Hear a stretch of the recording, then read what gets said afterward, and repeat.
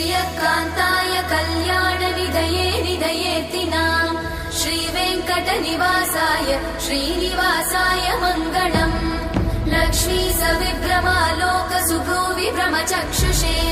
चक्षुषे सर्वलोकानां वेङ्कटेशाय मङ्गलम् श्रीवेङ्कटाद्रिशृङ्गारमङ्गलाभरणाङ्गने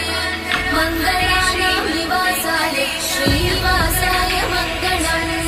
सर्वावयव सौन्दर्य सम्पदा सर्वचेतसां सदा सम्मोहनायास्तु वेङ्कटेशाय मङ्गलम् नित्याय निरवध्याय सत्यानन्दचिदात्मने सर्वान्तरात्मने श्रीमद् वेङ्कटेशाय मङ्गलम् स्वतः सर्वविदे सर्वशक्तये सर्वशेषिणे सुलभाय सुशीलाय वेङ्कटेशाय मङ्गलम्।